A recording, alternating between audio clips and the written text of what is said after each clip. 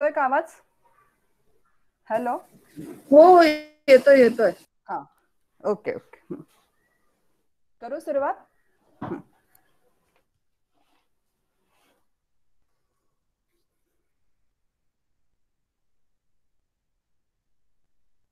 गणेश शारदाश्चैव सद्गुरु सज्जनस्तथा आराध्य दैवतं गुह्यं सर्वमे रघुनंदन.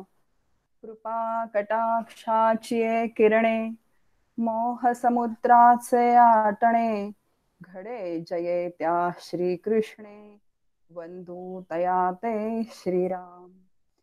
जयांचे करिता स्मरण होय सकल विद्यांचे अधिकरण ते वंदूया श्रीचरण श्री गुरूंचे. शुका सारिखे पूर्ण वैराग्य जाचे वसिष्ठा परिज्ञान योगेश्वराचे. कवी वाल्मिका सारिखा मान्य ऐसा नमस्कार माझा सद्गुरु रामदासा. जय जय रघुवीर समर्थ. श्री समर्थांना वंदन करते, सद्गुरूंना वंदन करते आणि समस्त साधक श्रोत्यांच्या हृदयस्थ भगवंताला वंदन करते. आणि आजच्या चिंतनाला आपण सुरुवात करूयात. आपण मागच्या वेळेस खरा देव, नंतर जीवाचं स्वरूप आणि शास्त्राभ्यास कशासाठी, या 3 संकल्पना बघितल्या होत्या. खरं तर खऱ्या देवाची ओळख करून घेण्यासाठी या संपूर्ण प्रक्रिया या परमार्थ विज्ञान ग्रंथात सांगितलेल्या आहेत. आणि जो खरा देव आहे तो देव मीच आहे असं सातत्याने एक पालुपद लक्षात ठेवायचं की खरा देव हा माझ्यापेक्षा वेगळा नाही, पण आता तो मी आहे हे मला अज्ञानामुळे माहिती नसल्यामुळे त्याचा मला शोध घ्यायला लागतोय. आणि त्यासाठी या संपूर्ण प्रक्रिया या परमार्थ विज्ञान ग्रंथामध्ये सांगितल्यात. आणि त्या खऱ्या देवाचा शोध घेण्यासाठी आपल्याला या सगळ्या गोष्टी समजावून घ्यायच्या आहेत. बघा, आपण मागच्या वेळेस जीवाची व्याख्या बघितली होती, शास्त्रकारांनी जी बसवून दिलेली आहे. परत परत मी सांगते की या शास्त्रकारांनी बसवून दिलेल्या घड्या आहेत. जोपर्यंत मला खऱ्या देवाचा अनुभव येत नाहीत तोपर्यंत ह्या सगळ्या घड्या मला व्यवस्थित वापरायच्या आहेत.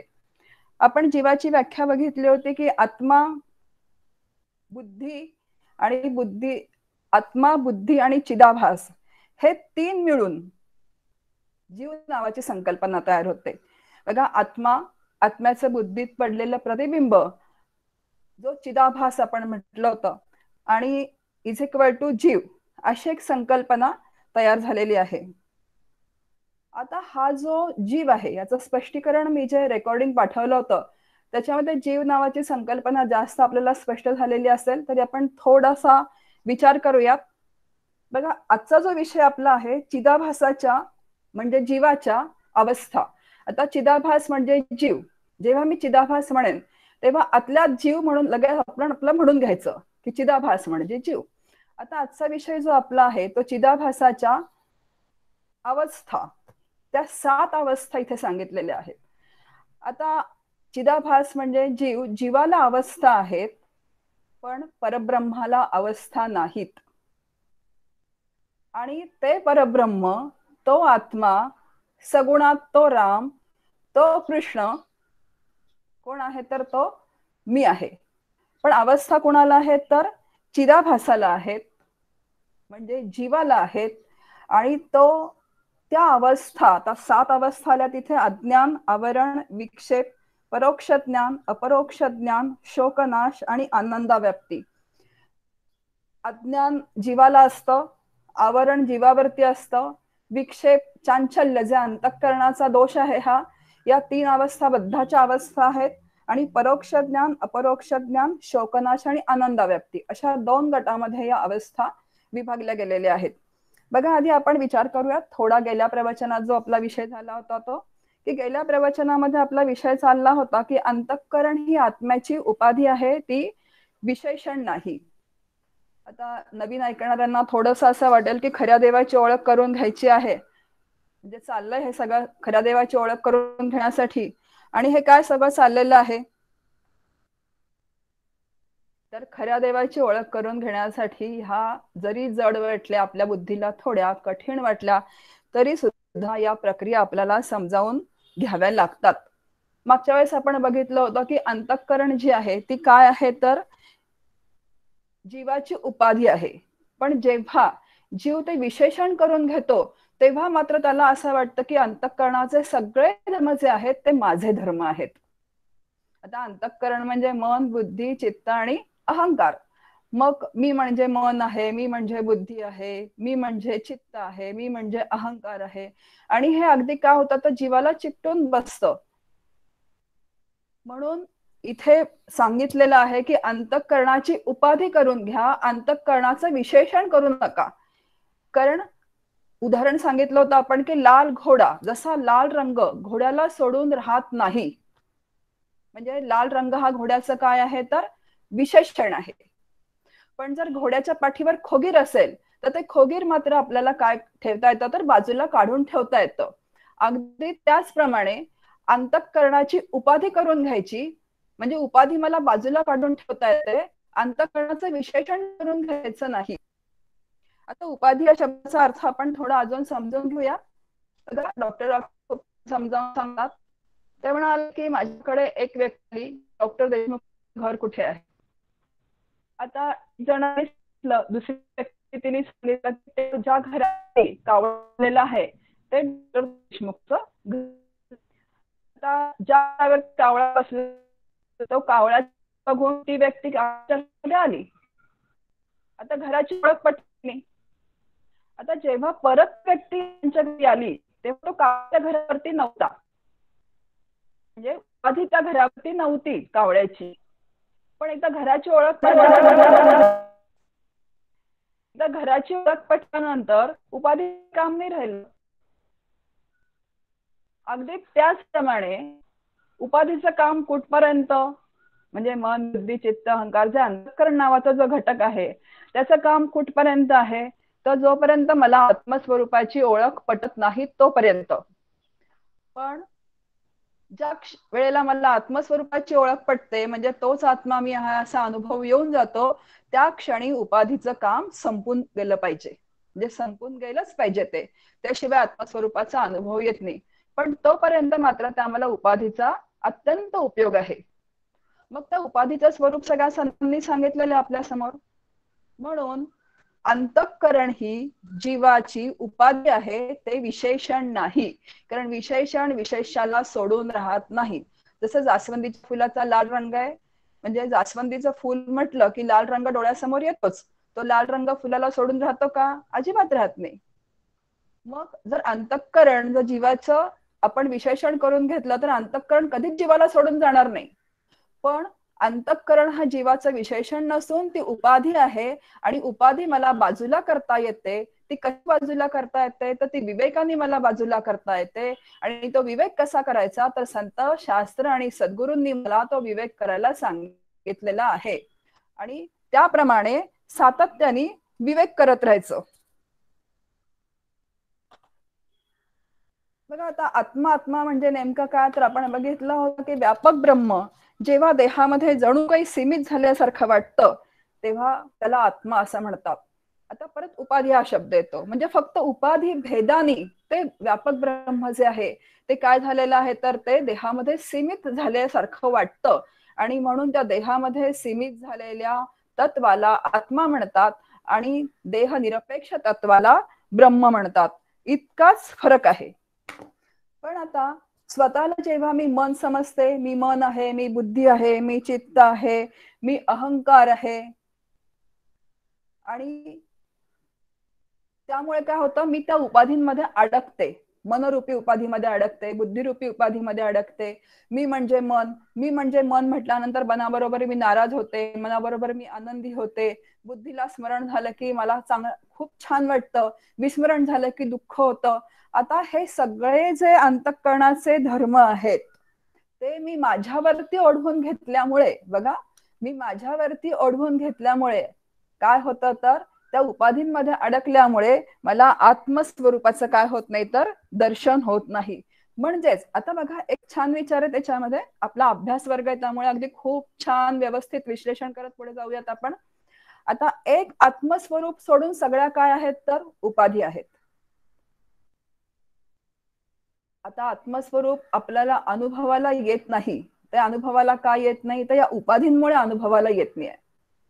आता एक आत्मा सत्य असं शास्त्र सांगतं, एकमेवा द्वितीयम ब्रह्म, आणि ते परब्रह्म मी आहे, याशिवाय जगतामध्ये दुसरी सत्य वस्तू नाही.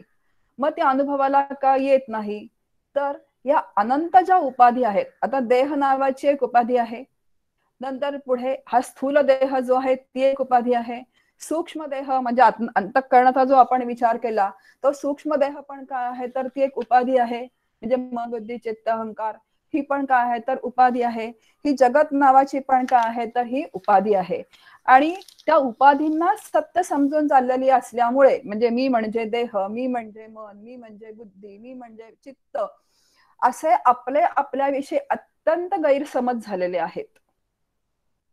आणि हे सगळे जे गैरसमज झालेले आहेत ते सगळे शास्त्र चिंतनाने व्यवस्थितपणे दूर करणे याला साधना असं म्हणतात.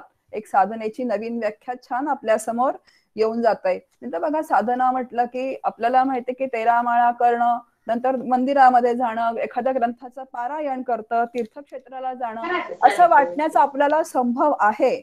आता एखादा ग्रंथ व्यवस्थित समजावून त्यातल्या प्रक्रिया समजून घ्यायच्या आणि त्या प्रक्रिया आपल्या जीवनामध्ये उतरवून घेण्याचा प्रयत्न करणं, आणि ही सगळी खटपट केल्यानंतर निश्चितपणे आपल्याला खऱ्या देवाचा शोध लागण्याची काय आहे तर शक्यता आहे. आता हे 3 घटक जे आपण बघितले की आत्मा, बुद्धी आणि आत्म्याचं बुद्धीत पडलेलं प्रतिबिंब. आता आत्मा हा कसा आहे, हा केवल चेतन आहे, म्हणजे तोच ज्ञानरूप आहे, त्याला कशाचाही संग नाही, तो सगळ्यांपासून अत्यंत अलिप्त आहे. आता दुसरा हा बुद्धी हा घटक कसा आहे तर बुद्धी हा घटक जो आहे, आता बुद्धी शास्त्र सांगतं पंचीकरणाचं, बुद्धी ही सत्वगुणाची आहे, तेज तत्वाची आहे, अतिशय शुद्ध आहे. आता बघा सत्वगुणाची म्हणजे सत्व रज तम या 3 गुणांमधल्या सत्वगुणाची आहे, अग्नितत्वाची म्हणजे तेज तत्वाची म्हणजे पृथ्वी आप तेज वायू आकाश या 5 महाभूतांमधल्या अग्नितत्वाची आहे. आता ही 5 महाभूत आणि हे 3 गुण कसे आहेत असं शास्त्र सांगतं, 5 महाभूत आणि 3 गुण हे अचेतन जड आहे. याचा अर्थ बुद्धी पण कशी आहे तर अचेतन जड आहे. आपण विचार केला होता की जे जे अचेतन जड असतं त्याला स्वतःचंही ज्ञान होत नाही आणि दुसऱ्याचंही ज्ञान होत नाही. आणि जो आत्मा आहे तो केवल चेतन आहे, तो ज्ञानरूप आहे, त्याला स्वतःला ज्ञान करून घ्यायची गरजच नाहीये. मग आता आत्म्याचा बघा, आत्म्याच्या संपर्कात जेव्हा बुद्धी येते, आता आपल्याला प्रयोग दाखवता आला असता खरं म्हणजे, पण इथे प्रयोग दाखवता येत नाही. आता एक टॉर्च आहे आणि टॉर्चचा लाईट सुरू आहे, आणि टॉर्चच्या लाईट मध्ये जर एखादा दगड आला तर दगडामध्ये प्रकाश फाकत नाही. जर आपण दगड ठेवला एखादा टॉर्च लाईट समोर तर दगडामध्ये प्रकाश घेण्याची क्षमता आहे का, नाहीये. पण तिथेच जर आपण एखादा पेपर वेट ठेवला किंवा एखादा हिरा असेल तर त्या हिऱ्यामध्ये किंवा त्या पेपर वेट मध्ये तो जो बॅटरीचा प्रकाश आहे तो फाकतो. अगदी त्याचप्रमाणे ही जेव्हा बुद्धी म्हणजे आत्म्याच्या संपर्कात येते, आता बुद्धी आत्म्याच्या संपर्कात येते, आत्मा येण्याचा संबंधच नाहीये, कारण आत्मा सगळीकडे ओतप्रोत भरलेलाच आहे, म्हणजे आत्मा म्हणजे ब्रह्मतत्व जे आहे ते सगळीकडे ओतप्रोत भरलेलंच आहे. पण जेव्हा हा देह घेऊन म्हणजे अंतःकरण नावाचा घटक घेऊन, हा स्थूल देह घेऊन जेव्हा जीवात्मा जन्माला येतो तेव्हा ऑटोमॅटिकच काय होते, बुद्धी त्या आत्म्याच्या संपर्कात येऊन जाते आणि बुद्धी अतिशय स्वच्छ असल्यामुळे तिच्यामध्ये प्रकाश फाकतो. त्याला चिदाभास असं म्हटलेलं आहे. म्हणून जो आत्मा आहे त्याला ज्ञान करून घेण्याची आवश्यकता नाही, तो ज्ञानरूप आहे. बुद्धी कशी आहे तर ती अचेतन जड आहे. मग ज्ञान कुणाला करून घ्यायचं आहे तर ते जीवात्म्याला, म्हणजे जो चिदाभास आहे. आता बघा हा चिदाभास कुठून आलाय, तर तो आत्मस्वरूपापासूनच आलेला आहे, त्याचंच प्रतिबिंब आहे. आपण असं सातत्याने म्हणतोय की आत्म्याचं बुद्धीत पडलेलं प्रतिबिंब. आता आपला सिद्धांत काय आहे की ब्रह्मसत्य जगन मिथ्या जीव ब्रह्मैव नापरहा. ब्रह्मसत्य आहे, जग मिथ्या आहे आणि जीव ब्रह्म अगदी काय आहे तर एकच आहे. म्हणजे जीवाचं मूळचं स्वरूप ब्रह्म आहे आणि जीवाचं मूळचं स्वरूप परब्रह्म असल्यामुळेच जीव ब्रह्मरूप होण्याची व्यवस्था होऊन जाते. बघा कसे छान आपण गोष्टी समजावून घेऊया. आता पाणी आहे, पाण्यात पाणी विलीन होतं. शुद्ध पाणी जर आहे तर शुद्ध पाण्यामध्ये शुद्ध पाणी विलीन होण्याची काय व्यवस्था आहे. पण जर पाण्यामध्ये तेल मिक्स होईल का, पाण्यामध्ये जर तेल आपण ओतलं तर तेलाचा तवंग तयार होतो, ते पाण्याशी एकरूप होऊ शकत नाही. याचाच अर्थ आहे की समान धर्माच्या दोन वस्तू ज्या आहेत त्याच एकरूप होऊ शकतात. मग ज्या अर्थी सिद्धांत सांगतो आहे की जीव हा ब्रह्मरूप आहे, म्हणजे जीव ब्रह्माशी एकरूप होतो, या सगळ्या उपाधींचा निराश झाल्यानंतर त्या अर्थी जीव आणि आत्मा हे एकाच धर्माचे असले पाहिजेत. आता एकरूप होतो म्हणजे एकाच धर्माचं असल्याशिवाय ते एकरूप होऊच शकत नाही. असं विचारांनी आपण छान विचार करत जावं. मग आता जीव हा एका धर्माचा असल्यामुळे जर तो वेगळा अचेतन जड असता तर तो बुद्धीसारखा असता तर तो एकरूप झालाच नसता. पण त्या आत्मस्वरूपाचंच ते प्रतिबिंब असल्यामुळे उपाधीचे धर्म संपूर्णपणे साधनेने पूर्णपणे ती उपाधी दूर सारल्यानंतर त्या जीवाला आत्मस्वरूपात विलीन होण्याशिवाय गत्यंतर राहत नाही. आपण उदाहरण सांगूयात एक, म्हणजे लक्षात येईल. बघा सूर्याचा प्रकाश, सूर्याचा जेव्हा कवड सापडतो, कौल म्हणा किंवा एखादी भिंतीमध्ये फट असते म्हणा आपल्या भिंतीवरती, तेव्हा सूर्य कसा आहे, गोल आहे, त्याला एक उष्णता आहे, त्याला एक प्रकाश आहे. आणि जेव्हा कवड सापडतो भिंतीवरती तेव्हा त्या कवडशाला पण काय आहे तर एक छोटी का होईना गोलाई असते, नंतर त्याला थोडी उष्णता असते आणि त्याला प्रकाश पण असतो. आम्ही लहानपणी त्या कवडशामध्ये ते भिंग धरायचो आणि त्या भिंगावर समोर कागद धरला की तो बराच वेळ धरला की तो जळून जायचा. म्हणजे सूर्या इतकी प्रखर उष्णता प्रकाश नाहीये, पण तरी सुद्धा त्याला काहीतरी का होईना उष्णता प्रकाश आहे. आता तो आलाय कुठून, सूर्यापासूनच तो आलेला आहे. आता जर जिथून तो येतोय तिथली जर मी फट बंद केली किंवा तिथला तो काय असेल ते कौल सरकवलं बंद केलं तर तो कवडसा जाईल कुठे हो, त्याला स्वतःच्या मूळ स्वरूपात जाण्याशिवाय गत्यंतर राहणार नाही. म्हणजे तो सूर्यामध्येच काय जाणार आहे तर निघून जाणार आहे. अगदी त्याचप्रमाणे साधनेने जेव्हा हे उपाधी बुद्धीचे धर्म बंद होतात, मन बुद्धी चित्त आणि अहंकार या अंतःकरणाचे व्यापार सातत्याने चालू असतात. एक तर मन संकल्प विकल्प करत असतं, नाही तर बुद्धी काहीतरी निश्चय करत असते, नाही तर चित्ताने काहीतरी पकडून ठेवलेलं असतं आणि नाहीतर सातत्याने मीपणा चालू असतो. मग जेव्हा मनाचे संकल्प विकल्प थांबतील, बघा संकल्प विकल्प थांबणं एवढं सोपं काम आहे का. आता हे कुठून आलेत सगळे संकल्प विकल्प, तर हे वासनेतून निर्माण झालेले आहेत. अनंत जन्मांच्या वासना घेऊन जीव जन्माला येतो, जन्म घ्यावा लागे वासनेच्या संगे. मग आता ही वासना बसलेली आहे कुठे, ही बुद्धीच्या ठिकाणी बसलेली आहे.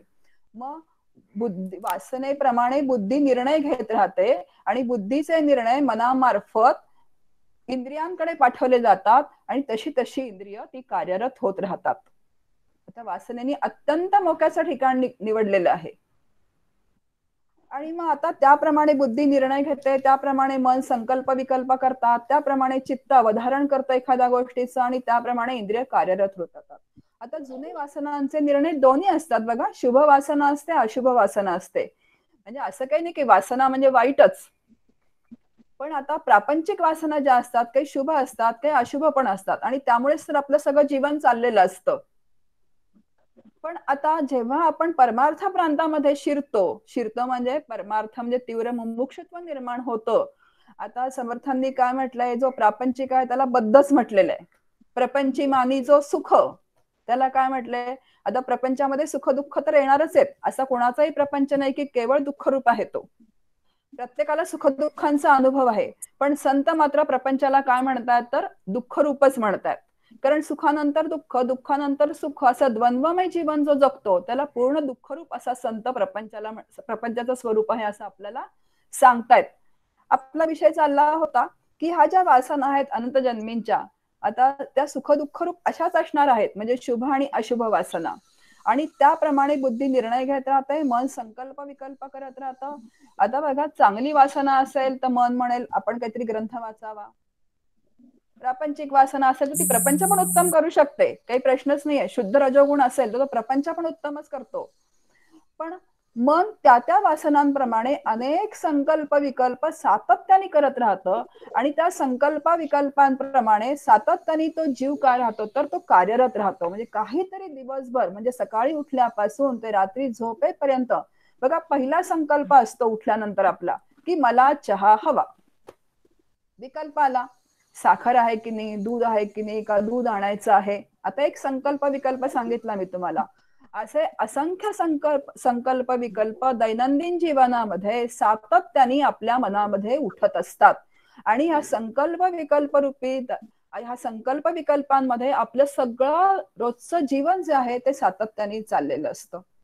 मग आता संत काय सांगतात, हे जे संकल्प विकल्प प्रपंचातले आहेत ते चालू देत, पण मना काय तर तू सत्य संकल्प जीवी धरावा. समर्थ म्हणतात की नाही, सत्य संकल्प, जो सत्य संकल्प आहे भगवंताचा, रामनामाचा, मग ते मन जे संकल्प विकल्प करतंय त्याला एकाच संकल्पाला लावतो सत्य संकल्प करण्यासाठी, कोणाच्या, भगवंताच्या. मग असं जेव्हा मन, बुद्धी पण काय, बुद्धीचा पण निर्णय कर त्याप्रमाणे की मला आत्मस्वरूपाचा म्हणजे खऱ्या देवाचा अनुभव घ्यायचा आहे, त्या दिशेनेच मला अभ्यास करायचा आहे, मनाला त्या दिशेनेच मला वळवायचं आहे. मग सातत्याने आपण असं जर करत राहिलो, संत ग्रंथांचा अभ्यास करत राहिलो, संत वचनांचा अभ्यास करत राहिलो, बघा पाठांतर जे असं सुरुवातीला ते असंच असतं की आपण जेव्हा मनाचे श्लोक म्हणतो किंवा स्तोत्र पाठ करतो तेव्हा बुद्धीवर नवीन संस्कार करून घ्यायचे असतात. आपण म्हणतो की हो, लहानपणी पाठ होत असतं, नंतर त्याचे अर्थ कळतात, पण लहानपणी सुद्धा बुद्धीवर चांगले संस्कार व्हावेत म्हणून सातत्याने आपण काय करतो, तो मुलांकडनं स्तोत्र पाठ करून घेतो. आता आपण मोठे झालो आहोत, आता आपण ग्रंथांचा अभ्यास आहोत, आणि ते जुने संस्कार आहेत. आता शास्त्राने जुने संस्कार काय सांगितले, शास्त्र शुद्ध जे आहेत ते जुना संस्कार काय आहे, मी देह आहे, ही घट्ट देहबुद्धी आहे, हा जुना संस्कार आहे. मी देह घेऊन जन्माला आले आणि देह गेला म्हणजे मी जाणार, हा जुना संस्कार आहे. नंतर मी मन आहे, मी बुद्धी आहे, मी चित्त आहे, मी कर्ता आहे, मी भोक्ता आहे, हे जग सत्य आहे. हे सगळे अनेक जन्मांचे जुने संस्कार घेऊन जीव जन्माला येतो, आणि त्याप्रमाणे तो सातत्याने या देहबुद्धीमध्ये, या जगत सत्यत्वामध्ये तो बांधून राहतो. आणि याच्यातून सोडवण्याचं काम आपल्याला बरोबर कोण करतात, तर संत करतात. आणि म्हणून मग संत सांगतात की आता हे जीवा तू काय कर, तर तुझ्यावरती नवीन संस्कार करून घे. आता बघा, ही सगळी जी आहे ती अज्ञानामधली अवस्था आहे. म्हणजे जीव मूळचा ब्रह्मरूप असून सुद्धा शास्त्र सांगताय आपल्याला की तू मूळचा ब्रह्मरूप आहे, पण मला मात्र त्याचा अजिबात अनुभव नाही, कारण अनंत जन्मींचे चुकीचे संस्कार जे आहेत, ते व्यावहारिक संस्कार जे आहेत, आम्ही इतके करवून घेतलेले आहेत की ते संस्कार पुसट झाल्याशिवाय, ते संस्कार निघून गेल्याशिवाय त्याच्यावरती नवीन संस्कार उमटत नाहीत. आपल्याला ब्लॉटिंग पेपर माहितीये, पूर्वी आमच्या लहानपणी तो हे असायचं, काय त्याला काय म्हणायचं, तो ठेवायचा शाईचा कागद आणि त्याच्यावरती टिप कागद म्हणायचो आपण, टिप कागद. त्याच्यावरती जर तो टिप कागद पूर्ण भरून गेला असेल तर त्याच्यावरती नवीन शाई घेण्याची क्षमता राहत नाही. पण तोच जर आपण कोरा घेतला आणि त्याच्यामध्ये जर शाई शिंपडली तर ती शाई पटकन तो ऍब्सॉर्ब करून घेतो. तसं हे चित्त जे आहे, हे मन जे आहे, हे जुन्या संस्कारांनी इतकं भरून गेलेलं आहे की ते जुने संस्कार संत संस्कारांनी, शास्त्र संस्कारांनी पूर्णपणे अगदी काढून टाकल्याशिवाय त्याच्यावरती नवीन आत्मसंस्कार उमटत नाहीत. म्हणून साधना नावाची जी गोष्ट आहे ती यासाठी आहे की जीव जो वासनेप्रमाणे जो जन्माला आलेला आहे, त्याला अंतःकरण नावाचा जो एक घटक मिळालेला आहे. बघा, आपण सांगितलं की अंतःकरण पण कसं आहे, तर अचेतन जड आहे. बुद्धी तेजतत्वाची आहे, अग्नितत्वाची आहे, मन रजोगुणाचं आहे, वायू तत्वाचं आहे. म्हणजे हे सगळे अचेतन जड आहेत, पण त्याच्यामध्ये चिदाभास असल्यामुळे अंतःकरण नुसतं कार्यरत होत नाही. चिदाभासयुक्त बुद्धी, चिदाभासयुक्त मन, चिदाभासयुक्त चित्त, चिदाभासयुक्त अहंकार, म्हणजे चिदाभास आहे म्हणजे आत्म्याच्या अधिष्ठानावरती जीव चैतन्य या देहामध्ये आहे, म्हणून हा देह कार्यरत राहतो. पण आता आत्मा काही करत नाही, करतो कोण? वासनेप्रमाणे तर जीव करतो, चिदाभास.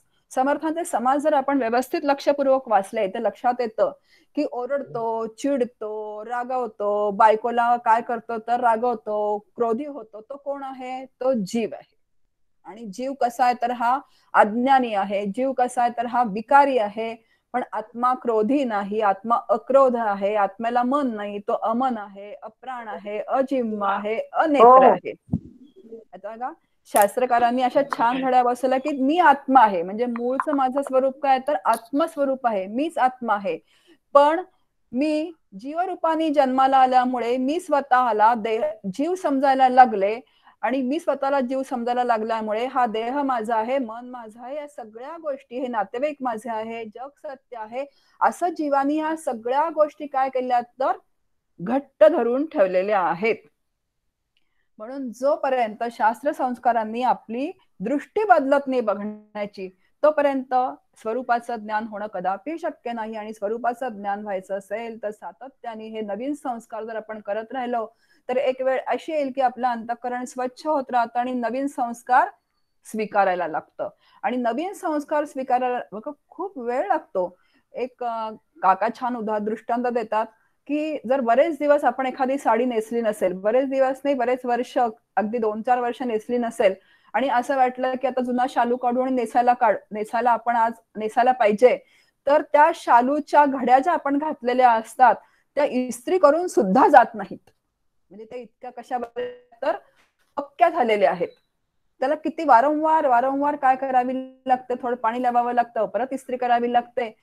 मग आता साध्या साडीची ही जर कथा असेल, शर्ट असू देत, साडी असू देत, कुठलाही कपडा असू देत, तर मग अनेक जन्मांचे संस्कार, माझे किती जन्म मागे झाले मला माहिती नाही. माहितीये का, हाच जन्म आपण सत्य धरून चाललेलो की हाच माझा जन्म झालेला आहे, पण माझे मागे किती जन्म झाले हे मला ज्ञात नाहीत. आणि त्या अनेक जन्मांचे जे संस्कार घेऊन जन्माला आलो, जीव आलेला आहे, ते संस्कार किती घट्ट आहेत त्याला ग्रंथी असं म्हटलेलं आहे शास्त्रांनी. ग्रंथी म्हणजे गाठी. या गाठी कुणाच्या किती पक्की आहेत हे आपल्याला माहिती नाही. त्यामुळे साधना करणं, सगळे विचार समजावून घेणं, त्याप्रमाणे साधना हे साधकाचं काम असतं. आणि किती करावे लागतील संस्कार हेही मला माहिती नाही. करत राहिल्यानंतर आपल्याला कळत राहील की अरे माझं चित्त आता हे स्वच्छ होतंय की नाही, किंवा माझे जुने संस्कार पुसत जात आहेत की नाही, नवीन बुद्धीवर संस्कार होत आहेत की नाही. पण सातत्याने हे संस्कार जे आहेत ते बुद्धीवर करणं हे साधकाचं काम आहे.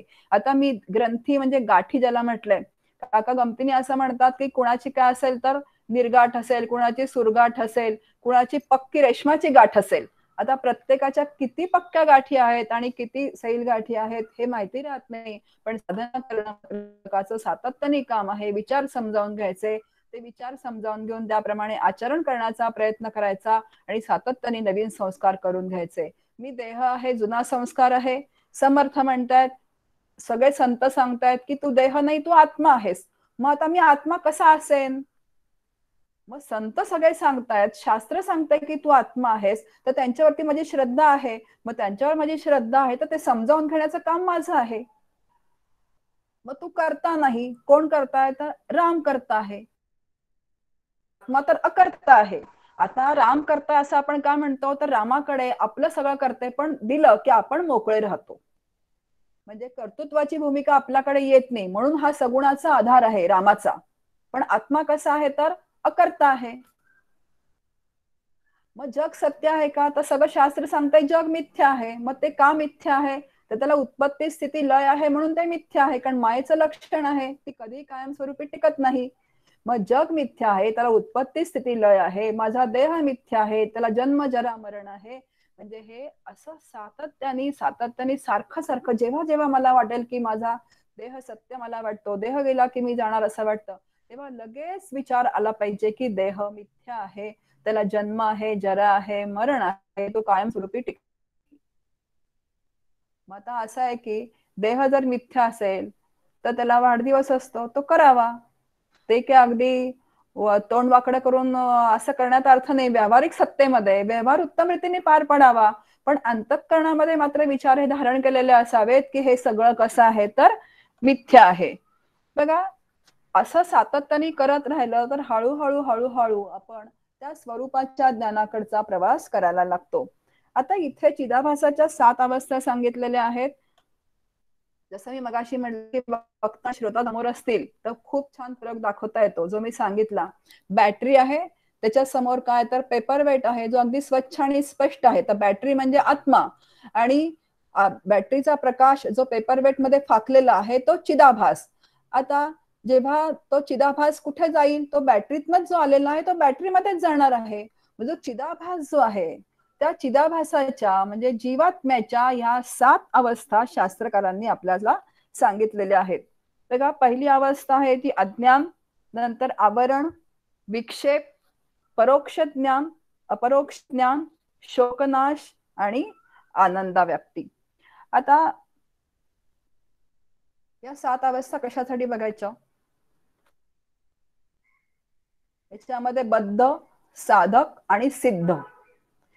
आता बद्धाचं आयुष्य कसं असतं, साधकाचं आयुष्य कसं असतं आणि सिद्धाचं आयुष्य कसं असतं, या तीनही गोष्टी तपासून बघितल्यानंतर आपण नेमकं कुठल्या टप्प्यावर आहोत हे तपासण्यासाठी किंवा हे बघण्यासाठी या 7 अवस्था आपल्याला बघायच्या आहेत. आता वेदांत शास्त्राभ्यासामध्ये या आभासाच्या 7 अवस्था दिलेल्या आहेत. परत आभासाच्या म्हणजे चिदाभासाच्या, चिदाभासाच्या म्हणजे जीवाच्या या अवस्था दिलेले आहेत. आता हे सगळं एकाच अर्थाचे शब्द आहेत, म्हणून मी म्हटलं की आपला अभ्यास वर्ग हे सातत्याने लक्षात ठेवायचं की आभास म्हटलं की चिदाभास, चिदाभास म्हटलं की जीव. आता परत आत्मनावात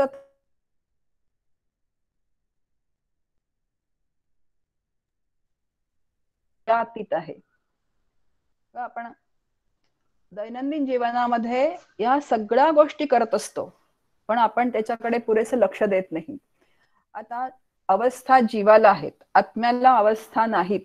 आत्मा कसा आहे तर अवस्था त्रयातीत आहे. आपण गणपती अथर्व शीर्ष सगळेजण म्हणणारे आहोत,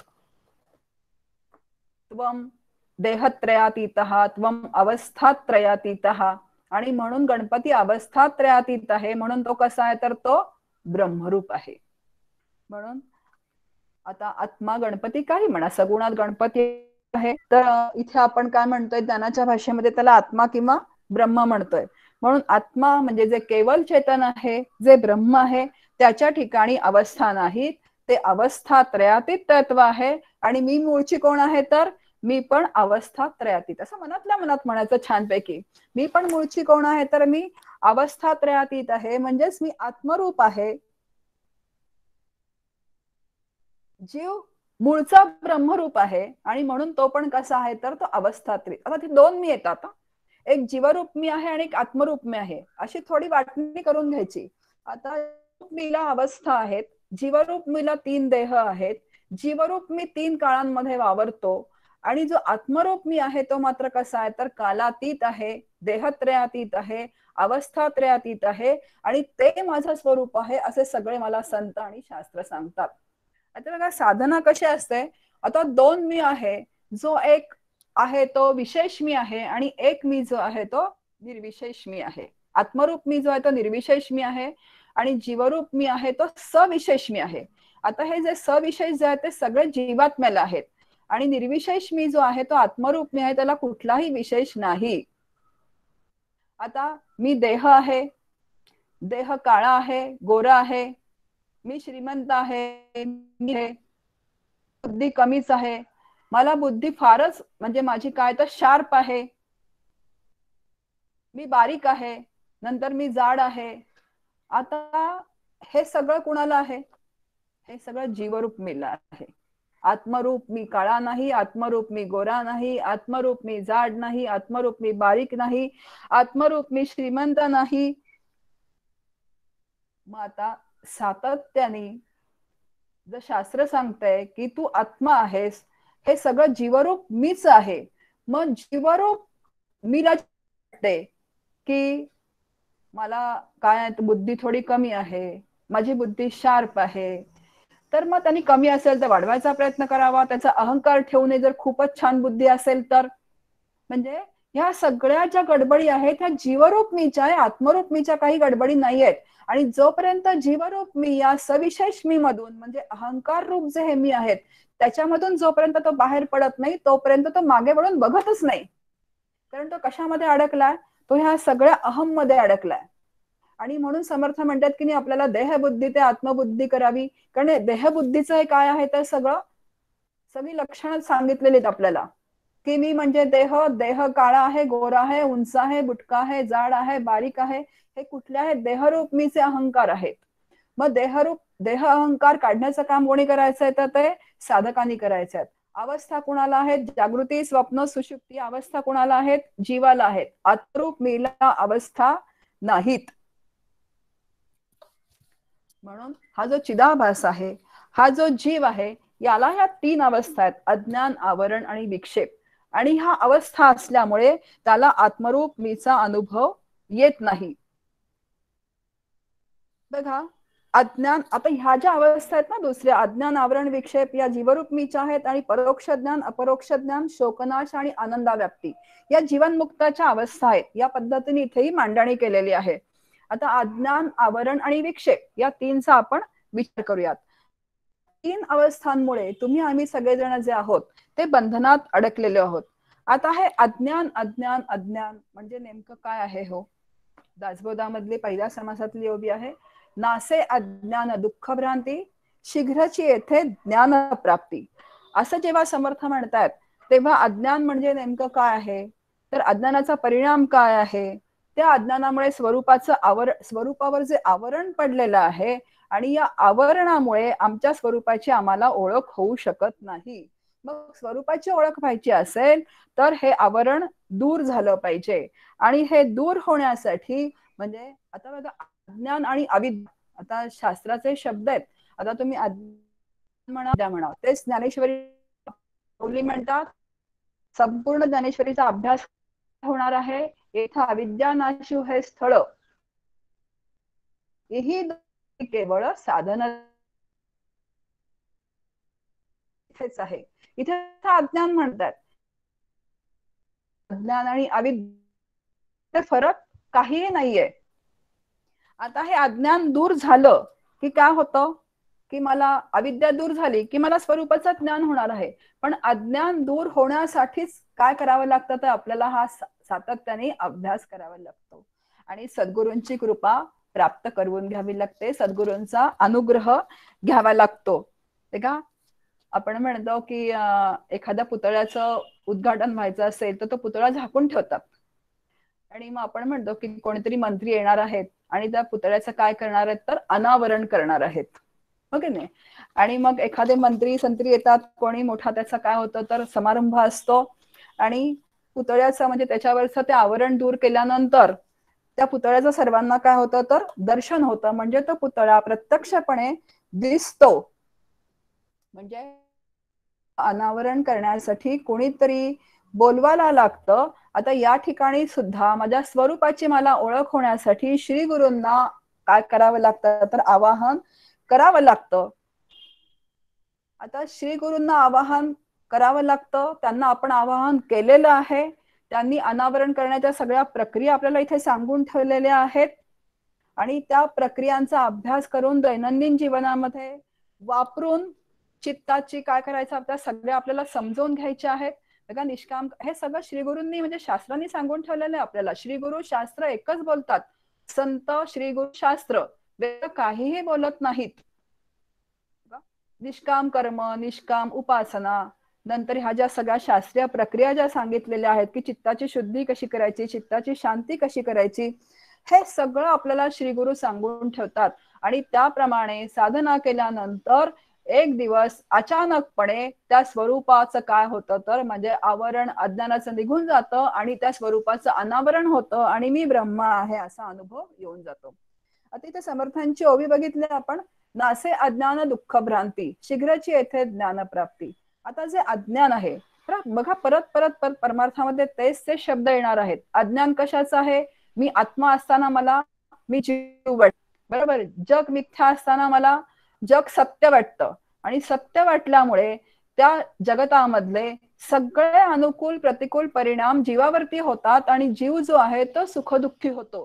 कारण तो का झालाय तर स्वतःला जीवदशेत जीव आहे असं समजल्यामुळे तो भ्रांत झालाय. नासे अज्ञान दुःख भ्रांती. अज्ञानाचा परिणाम असा आहे की भ्रांत होतो आणि त्यामुळे तो दुःखी होतो. अजून एक दृष्टांत घेऊयात म्हणजे लक्षात येईल. आपण सगळेजण सिनेमा कधी ना कधीतरी बघितलेला असतं बघा. त्या सिनेमामध्ये हिरोईन, जी हिरोईन असते तिचा काहीतरी असा ऍक्सिडेंट होतो आणि ऍक्सिडेंट झाल्यानंतर तिच्या डोक्याला मार लागतो.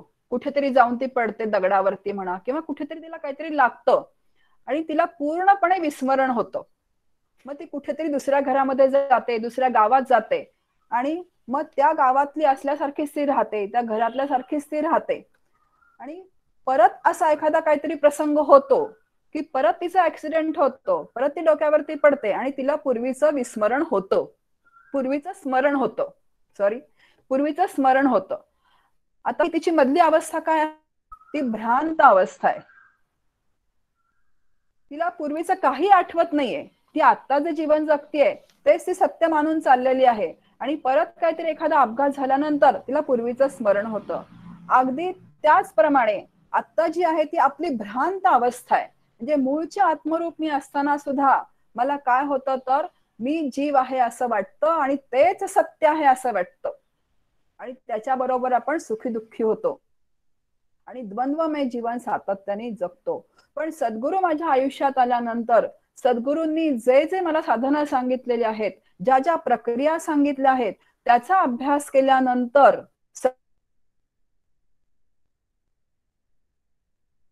मरण होऊन जातं. आता आपण सगळे कसे आहोत तर भ्रांत आहोत. म्हणजे समर्थ म्हणतात ना, तुम्ही कसे सगळे अज्ञानी आहात, भ्रांत आहात. म्हणून नासे अज्ञान दुःख भ्रांती. म्हणजे अज्ञान गेलं की भ्रांत अवस्था जाते की दुःख निघून जातं. शीघ्रची येथे ज्ञान प्राप्ती. सगळेच ज्ञानाची प्राप्ती आहे. आता समर्थांनी म्हणताना शीघ्रची असं म्हटलेलं आहे, पण संत आपला दिलासा देतात की अरे तुला ज्ञानाची प्राप्ती लगेच होणार आहे बाबा. पण शीघ्रची अर्थवादात्मक हे समर्थांनी म्हटलेलं असलं तरी सुद्धा त्याला जो काळ द्यावा लागतो तो द्यावाच लागतो. पण नक्की मला ज्ञानाची प्राप्ती होणार आहे खरं. म्हणून सांगण्याचं तात्पर्य असं आहे की स्वरूपाचं ज्ञान व्हायचं असेल तर वेदांत शास्त्र आणि श्रीगुरु या दोन गोष्टी असल्याशिवाय स्वरूपाचं ज्ञान होणार नाही. कारण वेदांत शास्त्राचा अभ्यास करावाच लागतो. बघा समर्थांची ओवी आपल्या समोर. ऐक शिष्या ज्ञानाचे लक्षण पाहावे आपणासी आपण या नाव. ऐक शिष्या ज्ञानाचे लक्षण ज्ञान म्हणजे आत्मज्ञान पाहावे आपणासी आपण या नाव ज्ञान. बघा मी समर्थांना म्हटलं तुम्ही असं का बोलता. दासबोध मी कितीतरी वेळा वाचलेला आहे. दासबोधामध्ये 7751 ओव्या आहेत. नंतर 200 समास आहेत. समासांची नावं मला पाठ आहेत. त्याच्यामध्ये नवविधा भक्ती सांगितलेली आहे. ईश्वर, ब्रह्म, माया, विवेक, वैराग्य हे सगळे समास आलेले आहेत. तरी तुम्ही असं का बरं मला म्हणता. समर्थ म्हणाले की फक्त मी कितीही त्याच्यामध्ये सांगितलेल्या गोष्टी असल्या तरी फक्त आत्मज्ञान हेच काय आहे तर समासामध्ये सांगून ठेवलेलं आहे की निर्गुण ब्रह्मते निश्चळ अंतरी बिंबले. या सगळ्या ग्रंथाचं फळ काय आहे तर निर्गुण ब्रह्मते निश्चळ अंतरी बिंबले. आणि हे ज्ञान जर आपल्याला करून घ्यायचं असेल तर या अज्ञानाच्या अवस्था आपल्याला समजून घ्यायच्या आहेत.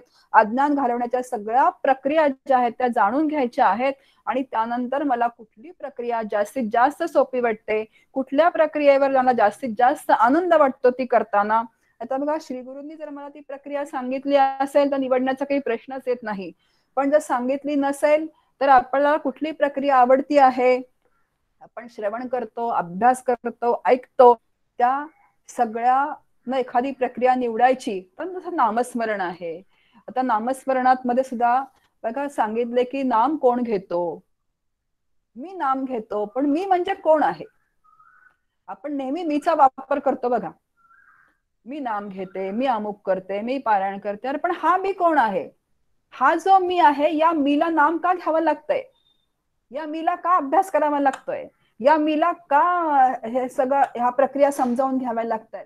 मग हा जो मी आहे जीवरूप आहे आणि जीवरूप मी हा मूळचा सुखरूप आहे, म्हणून त्याला या सुखाकडची सातत्याने ओढ आहे. मूळचं सुखरूप तत्व जे आहे त्याच्या अंतःकरणामध्ये आहेच तो मूळचा सुखरूप आहे. बघा एक छान अजून एक सांगते की दृष्टांत. काका नेहमी असं सांगतात की मी मूळची सुखरूप असल्यामुळे इतकी सुख माझ्या आयुष्यामध्ये माझ्या वाट्याला आली. खूप सुख येतात प्रत्येकाच्या आयुष्यामध्ये, सुख आणि दुःख दोन्ही प्रत्येकाच्या वाट्याला येतात. पण लक्षात काय राहतं जास्त? दुःख हे लक्षात राहतं जास्त. कितीतरी सुख भगवंतानी माझ्या वाट्याला दिलेली आहेत, पण मी मूळची सुखरूप असल्यामुळे त्या सुखामध्ये सुख विलीन होऊन जातं आणि सुखाचं मला खूप स्मरण कमी राहतं आणि दुःखाचं स्मरण मात्र मला जास्त राहतं. सुखाचे अल्बम आपल्याला काढून ठेवावे लागतात. लग्नाचा अल्बम, मुंजीचा अल्बम, वाढदिवसाचा अल्बम. आणि काय करतो तो सुखाचा अल्बम काढतो आणि बघत बसतो. आता दुःखाचा अल्बम कोणी केलाय का आजपर्यंत? कारण दुःख कसं असतं तर अंतःकरणामध्ये तयार असतं, त्याची आठवण काढायचीच वेळ की या वेळेस ती मला तसं बोलली होती, इतके प्रसंग माझ्या वाट्याला दुःखात आले. आता हे का लक्षात राहतं? तर दुःख हे आगंतुक आहे म्हणून ते लक्षात राहतं. अजून एक दृष्टांत सांगते. आपल्या घरामध्ये म्हणजे पती पत्नी असतात दोघ जण. पती कधी पत्नीला म्हणतो का तू माझ्या घरामध्ये इतके वर्ष राहिलीस म्हणून? कारण ती त्याच्याशी एकरूप होऊन गेलेली असते. पण जर एखादा पाहुणा आला आगंतुक, तर 1 दिवस झाले, 2 दिवस झाले, 3 दिवस झाले, असं वाटतं आता हा कधी जाणार, आता हा कधी जाणार, असं वाटतं की नाही आपल्याला? म्हणजे तो कसा आहे तर तो आगंतुक आहे. आपण म्हणतो सुद्धा कधीच रिझर्वेशन आहे तुमचं, पण पत्नीला मात्र काय मानलंय आपण तर आपलंच मानलेलं आहे. अगदी त्याचप्रमाणे सुखरूप हे माझं स्वरूप असल्यामुळे अनेक सुख येऊन सुद्धा सुखामध्ये ती विलीन होऊन जातात. पण दुःख हे आगंतुक असल्यामुळे दुःख माझ्या लक्षात राहतात. तात्पर्य हेच की जीव मूळचा सुखरूप आहे. सांगण्याचा मुद्दा आहे की जीव काय आहे तर मूळचा सुखरूप आहे. आणि तो दुःखरूप का झालाय? तो स्वतःला जीव समजायला लागला म्हणून मी मी मी मी करायला लागला. म्हणजे आत्मरूप मी पेक्षा तो स्वतःला वेगळा समजायला लागला. मी अमुक आहे, मी डमुक आहे, मी टमुक आहे, असा सविशेष अहंकार जीवाला सातत्याने असल्यामुळे जोपर्यंत हे सविशेष अहंकार त्याचे जात नाहीत तोपर्यंत तो निर्विशेष मीकडे वळून सुद्धा बघणार नाही. म्हणून सविशेष अहंकार काढण्यासाठी सगळी साधनं आपल्याला करायची आहे. बघा परमार्थामध्ये अज्ञान म्हणजे काय आहे तर चिद्रूप कुटस्थला न जाणणं हेच अज्ञान आहे आणि हे सर्व दुःखांचं कारण आहे. जसं मी आता सांगितलं, कारण जीव हा कशामुळे तर मी मध्ये अडकलाय आणि त्याच्यामुळे तो कशाला कुणाला जाणत नाही तर तो चिद्रूप कुटाला जाणत नाही आणि हेच अज्ञान असं इथे परमार्थामध्ये म्हटलं आहे. आणि न जाणणं हेच काय आहे दुःखाचं कारण आहे. आणि मी सुख आहे हे न जाणल्यामुळे तो सातत्याने असं हे बहिर्मुख जीवन सातत्याने जीव जगत राहतो. बघा अज्ञात घालवण्याचा प्रयत्न का करायचा हेही आम्ही लक्षात घेतलं पाहिजे. कारण प्रत्येकाला सुख हवं आहे, प्रत्येकाला आनंद हवा आहे. असं वाटत असलं तरी सुख दुःखाचा अनुभव आपल्याला सातत्याने येत राहतो. मग आता हा अनुभव का येतो तर आता संतांनी सांगितलंय, काकांची पण एक खूप छान ओवी आहे. जीव सुखरूप स्वभावे परी कल्पित स्वभावाने तो काय झालाय तर दुःखरूप झालाय. हे जे सगळं आहे हे मायेचं स्वरूप आहे. आणि ही कल्पित जी माया आहे ही जीवाला काय करते तर ती बांधून टाकते. अगदी कल्पनेने बांधून घेतलेलं हे काय आहे तर बंधन आहे. अजून एक दृष्टांत सांगते. एक गाढवांचा कळप होता. गाढवांचे 100 गाढवांचा कळप होता. आता गाढव पाळणार म्हणजे ते गर्भवती होते असं म्हणतात, जे गाढव पाळतात त्यांना. तो एका गावाहून दुसऱ्या गावाकडे तो घेऊन जायचा. असं तो गर्भपाल ते गाढवांना घेऊन फिरत असतात. आता एका गावाहून दुसऱ्या गावावर त्यांनी तळ दिला रात्री आणि त्याच्या लक्षात असं आलं त्या गर्भपालाच्या की ह्या 100 घोड्यांच्या पायांना ज्या बांधायच्या दोऱ्या आहेत त्या दोऱ्या आपण मागच्या तळावरती विसरलो आहोत. आता ही 100 गाढवं उभी करायची कशी? आता त्यांच्या मध्ये एक ज्येष्ठ होते, अनुभवी होते. अशा वेळेस अनुभवी उपयोगाला येतात बघा. आणि म्हणून तो त्यांच्याकडे गेला आणि त्याने असं सांगितलं की हो अशी अशी अडचण झालेली आहे की सगळ्या दोऱ्या आम्ही मागच्या तळावरती विसरलो आहे. तर ते असे ज्येष्ठ असं म्हणतात आजोबा की अरे याच आहे ना, जाणून बुजून ते काय तर ती गाढवच आहेत.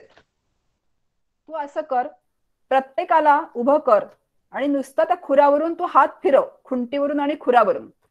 आता 100 गाढवं त्यांनी उभी केली आणि नुसता खुरावरून हात फिरवला आणि रात्रभर ती मुकाट गाढवं उभी राहिली. त्यांना काय वाटलं आपले पाय बांधले गेले खुंटीला. आता खरं ती जाऊन पळून जाऊ शकली असती, पण कल्पनेनेच ती बांधली गेली. अगदी त्याचप्रमाणे ही जी कल्पित माया आहे याच्यातून बाहेर पडायचं जर आपण ठरवलं तर आपण व्यवस्थित बाहेर पडू शकतो विचारांनी, विवेकांनी, संत विचारांनी आणि शास्त्र विचारांनी. पण या कल्पित मायेचा प्रभाव इतका जबरदस्त आहे की आपण कल्पनेनेच बांधले गेले. मी देह आहे, माझ्याशिवाय या घरामध्ये काही होत नाही. बघा अगदी सामान्य गोष्ट आहे की एक स्त्री आहे ती घराला इतकी बांधून घेते की मी गेलं की काय होणार असं तिला वाटतं. पण मुलांना काय वाटत असतं तर आईने बाहेर जावं आणि आपण स्वतंत्र राहावं. अगदी त्याचप्रमाणे ह्या सगळ्या ज्या गोष्टी आहेत, मी देह आहे, मी मन आहे, मी बुद्धी आहे, मी चित्त आहे, हे जग सत्य आहे, या सगळ्यांना आपण कल्पनेने बांधून घेतलेलं आहे. म्हणून त्याला मायेचं स्वरूप असं म्हटलेलं आहे. म्हणून स्वरूपाचं ज्ञान नसणं हेच काय आहे तर दुःखाचं मूळ कारण आहे. मग दुःख नको असेल काय केलं पाहिजे तर छाटून टाकलं पाहिजे. अजून एक दृष्टांत घेऊ. आमच्या इथे एक आंब्याचं झाड होतं. आंब्याचं झाड होतं आणि ते कापलं म्हणजे सारखी पानं पडायची. अशोकाची आंब्याची झाडं असतात. आता आंब्याच्या झाडाची पानगळ होते तेव्हा तर पानं पडतात, पण ती अशोकाची झाडं असतात त्यांची तर खूपच पानं पडतात. आणि सारखा मग तोच उद्योग, रोज पानं झाडायची, रोज कचरा जाळायचा. नंतर आंब्याच्या झाडाला मुलं पण दगड मारायची, आंबे आले की, कैऱ्या आल्या की. मग आता इतका वेळा ते छाटलं, पण छाटलं की परत पावसाळा आला की ते उगवायचं. मग आता करायचं काय याला? तर एक जणांनी असा सल्ला दिला की तुम्ही ते झाड छाटा, म्हणजे ते खोड निम्म खोडापर्यंत छाटा आणि खाली मुळाशी काय घाला तर खडेमीठ घाला. खडेमीठ घातलं की काय होईल तर त्याची मुळं जळून जातील आणि मुळं जळून नष्ट झाली, मुले कुठारहा, म्हणजे कुठे उपाय करायचा तर त्या मुळाशी उपाय करायचा आहे. मुळं जळून गेली की परत झाड उगवणार नाही. मग दुःख नको असेल तर माझ्या चित्तातली सगळी अविद्या, सगळं अज्ञान मुळासह घालून टाकायचं आहे. आणि मुले कुठारा म्हणतात या गोष्टीला. मग दुःख नसेल तर सुखाचा शोध घ्या आणि शोध घेऊन ते मी आहे असा निश्चय करा. सातत्याने काय करा तर श्रवण करा, मनन करा, निधिध्यासन करा. कुठपर्यंत? जोपर्यंत हे अज्ञान जात नाही, जोपर्यंत अविद्या जात नाही. आता समर्थांचा जर आपण समाज बघितला जो बद्ध आहे, बघा समर्थांचे 4 समास आहेत, बद्ध, मुमुक्षु, साधक आणि सिद्ध. बद्ध समास आपण हा वर्ग झाल्यानंतर वाचावा, म्हणजे अज्ञान म्हणजे काय त्याला म्हणतात ते लक्षात येईल आपल्याला. आता अज्ञान म्हणजे व्यवहारातलं अज्ञान वेगळं असतं आणि हे परमार्थामध्ये जो आपण विचार करतो आहे, प्रपंची मानी जो सुख, त्याला समर्थांनी अज्ञान म्हटलं आहे.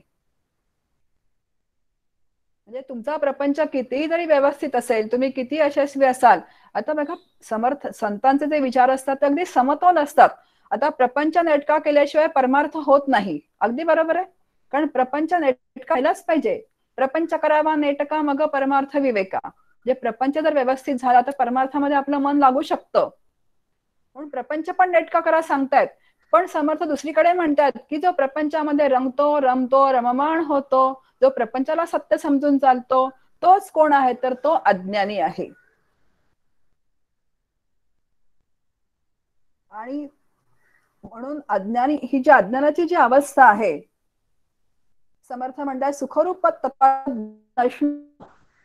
हेच काय तर अज्ञान आहे. कारण प्रपंचामध्ये आपले सुखासाठी अनेक प्रयत्न चालू असतात. प्रपंचामध्ये अनेक गोष्टींपासून आपल्याला सुख मिळतं हे ठाऊक आहे आपल्याला. पण ते सुख कसं असतं? तात्कालिक असतं. सुख सुख म्हणत आहे, दुःख ठाकून आले. सुखानंतर दुःख, दुःखानंतर सुख असं द्वंद्वमय जीवन जगतो, तेच अज्ञान. म्हणून अज्ञान काय तर एक लक्षात ठेवायचंय, स्वरूपाला न जाणणे, यालाच अज्ञान म्हटलेलं आहे. मग हे अज्ञान जायचं असेल तर मला स्वरूपाची ओळख करवून घेतली पाहिजे. आता पुढे अज्ञानाची दोन कार्य सांगितलेली आहेत. एक आवरण आणि दुसरं आहे ते विक्षेप आहे. आता मूळ विक्षेप बघा, आवरण जे आहे ते आत्मस्वरूपावरती आवरण आलेलं आहे, त्यामुळे मला त्याची ओळख होत नाही. आणि विक्षेप म्हणजे चित्ताचं चांचल्य. अशा दोन गोष्टी आहेत. आता आवरण म्हणजे नेमकं काय ते आपण बघूया. बघा, आत्मा म्हणजे काय कळत नाही. आत्मा हा शब्द पण कधी ऐकलेला नाही, याला आवरण दोष असं म्हटलेलं आहे. तर खूप लोक जे आहेत कीर्तन प्रवचन सातत्याने ऐकत असतात, पण त्याच्यामध्ये त्यांनी कधीही ऐकलेला नसतो. का बरं असं होतं? कारण समोरच्या श्रोत्यांची संख्या कमी होईल म्हणून जे प्रबोधनकार असतात त्यांच्याकडून पण हा शब्द उच्चारला जात नाही. आणि त्यांना पण म्हणजे जे श्रोते असतात त्यांना पण आत्मा किंवा ब्रह्म हे त्यांच्या कानावर कधीच शब्द पडत नाही. आणि मी आत्मा असताना मी जीव आहे असंच वाटतं. यालाच काय म्हटलेलं आहे तर आवरण दोष आहे. आवरण दोष असं शास्त्राने म्हटलेलं आहे. बघा, आत्मरूप मी जो आहे त्याच्या ठिकाणी इंद्रियांचा स्पर्श देखील काही होत नाही. मग असं असताना जे मी करते सगळं असं जे वाटते नाहीयेत का, त्याला भ्रांत अवस्था म्हटलंय. सातत्याने बघा तोच विषय येणार आहे आणि तोच विषय छानपैकी समजून घ्यायचा आहे. आपण म्हणतो की अहो हा जीव करतो सगळं, आत्मा वगैरे आम्हाला काहीच माहिती नाही, ते ब्रह्म म्हणजे आम्हाला काय माहिती नाही, आत्मा वगैरे आम्हाला काहीही कळत नाहीये, त्यामुळे तुम्ही आम्हाला सांगूच नका. आणि ह्यालाच काय म्हटलेलं आहे, आवरण दोष म्हटलेला आहे. जोपर्यंत जाणकारांकडून आपण हे जाणून घेत नाही, जोपर्यंत आपल्या वाचनात हे येत नाही, जोपर्यंत आपण असे शब्द ऐकत नाही, जोपर्यंत आपण आपले समजावून घेत नाही, तोपर्यंत हे आत्मा ब्रह्म शब्द आपल्याला लक्षातच येत नाहीत. कारण कसं असतं की सगळीकडे सगळ्याच्या कथा, आता राम कृष्ण आत्मा ब्रह्म याच्यात अजिबात भेद नाहीये, पण अंतःकरणाला सगुणाची प्रीती असल्यामुळे किंवा सगुणाची आवड असल्यामुळे आपण त्याच्यामध्ये रममाण होतो. आणि आत्मा आणि ब्रह्म म्हटलं की आपल्याला ते खूप वृक्ष वाटून जातं. आणि मग अशा गोष्टी असल्यामुळे समोरचे वक्ते पण कधी सांगत नाहीत आणि त्यामुळे ते शब्द आपल्याला कधीही समजत नाहीत. आणि मग आत्मा नाहीच असं वाटतं आणि त्याचा अनुभव आपल्याला कसा येईल? मग त्यापेक्षा नकोच बाबा, आपण काम राहिलेलं बरं. यालाच आवरण दोष असं म्हटलं आहे बघा. आणि आत्मा नाही ब्रह्म नाही अशा वृत्ती जेव्हा उठत राहतात तेव्हा त्याला, आणि कसं तो चुकून माकून जर कानावर पडलं, असे वक्ते जर आपल्या समोर आलेच तर मी देह ही वृत्ती जी आहे ती इतकी घट्ट धरून आपण बसलेली असतो की तर असा निरूपण आपल्याला ऐकायला मिळालं तर असं वाटतं हे काहीतरी वेगळंच सांगतात बाबा, हे नको, आपण उठून जावं.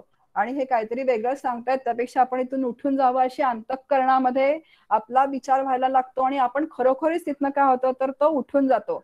कारण जो आत्मा आहे त्याला नाम नाही, त्याला रूप नाही, त्याला 5 ज्ञानेंद्रिया नाहीत, 5 कर्मेंद्रिया नाहीत.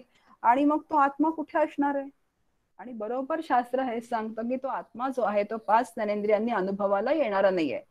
आणि जे अज्ञानी असतात त्यांच्यावरती जो आवरण दोष असतो त्यांना तो आत्मा आत्मा आत्मा शब्द ऐकला की असं वाटतं नको, दिसत नाही त्याला, कशाला ऐकायचं उगाच, त्यापेक्षा आपण इथून निघून जाऊ. कारण सगळा अनुभव कुणाचा आहे तर दृश्य सृष्टीचा आपल्याला सातत्याने अनुभव आहे. तिथे जे दिसतंय त्याला मिथ्या म्हणायचं आणि जे नाही त्याला काय म्हणायचं तर सत्य म्हणायचं. आणि त्यामुळे ते आम्हाला काही सांगू नका, तो आत्मा मित्मा काहीही नाहीये.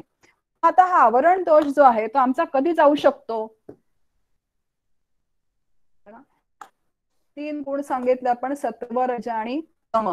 आता हे जे अंतःकरण आहे हे संपूर्ण रजोगुण आणि तमोगुणांनी व्यापलेलं असतं. आणि जेव्हा सत्वगुण कमी असतो तेव्हा स्थानावरती श्रद्धा असते. आणि श्रद्धा कमी असल्यामुळे आता श्रद्धायुक्त अंतःकरण असल्याशिवाय स्वीकारले जात नाहीत.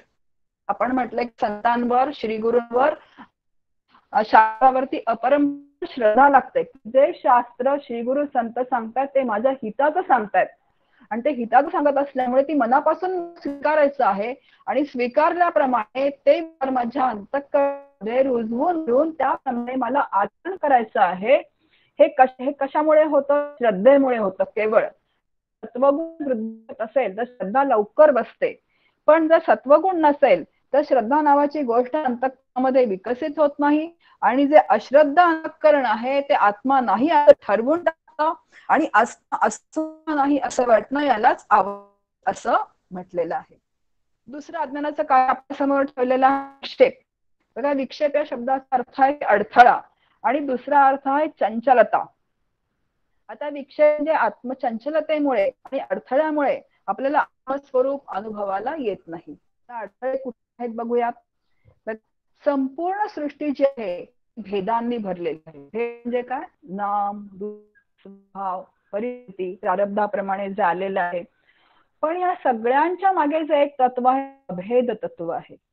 सूत्रे मणिगणा म्हणजे आपण जर एक म्हण बघितली, भगवद्गीता म्हणतात, भगवद्गीतेमध्ये वचन आलेलं आहे सूत्रे मणिगणा इव.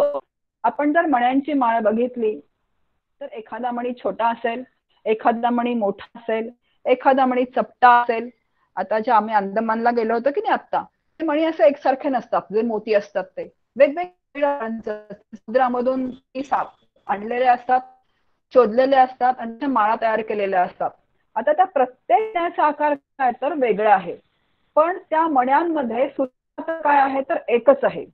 आता ज्या मण्यांची माळ ओवलेली आहे, मणी आकाराने वेगळे असतील, अजून दुसरं घातलेलं असेल, मध्ये चकमकीचा मणी घातला असेल, अजून काहीतरी वेगळी चांदी घातली असेल, पण कितीही वरती माळ वेगळी दिसली तरी त्याच्यामध्ये मात्र एकच काय आहे, आतमध्ये धागा आहे, सूत्ररूपाने जो आहे तो. अगदी त्याचप्रमाणे नामरूप कितीही वेगळी दिसली, एखादा उंच असेल, एखादा गोरा असेल, एखादा काळा असेल, एखादा बुटका असेल, एखादा उंच असेल, म्हणजे ही सगळी जी सृष्टी आहे प्राणी मात्रांची, अगदी सगळी सृष्टी आपण डोळ्यासमोर आणा. सजीव आहेत, निर्जीव आहेत, जड आहेत, चेतन आहेत, अचेतन आहेत. ही दृश्य सृष्टी जी सगळी आहे त्याच्या रूपाने एकच तत्व जे आहे ते आहे, जे सदा सर्वत्र सम आहे. त्याच्या लक्ष जात नाही, लक्ष कशावर जातं? नामरूपांवर जातं. जे नामरूपांच्या मागचं अभेद तत्व बघायला शिकणं याला साधना असं म्हणतात. आपल्याला नामरूप दिसतात. नामरूप दिसल्या काय म्हणतो? ह्याचा स्वभाव असा आहे, त्याचा स्वभाव असा आहे, तिचं माझ्याशी पटत नाही, पटत नाही. आपलं लक्ष कोणाकडे असतं? ज्या ज्या स्थळी हे मन जाय माझे, त्या त्या स्थळी हे निजरूप तुझे. हा श्लोक तुम्ही अर्थ कसा लावणार हे सांगा आता.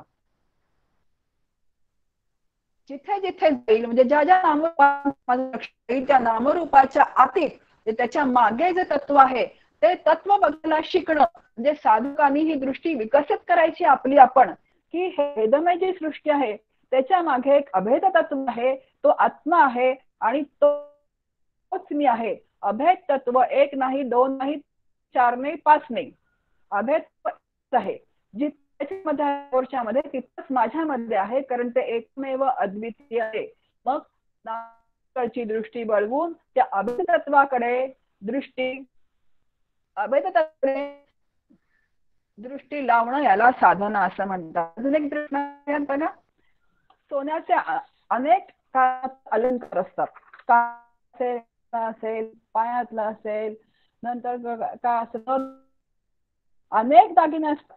आता त्या दागिन्यांमध्ये सोनं कसं आहे तर अगदी एकच आहे. तर दागिने आपण रमतो कशामध्ये? नामरूपांमध्ये रमतो.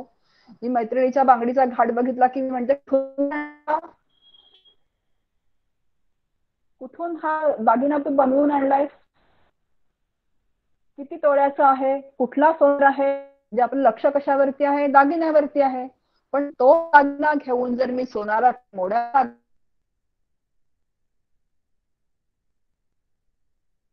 सोनाराची दृष्टी आहे.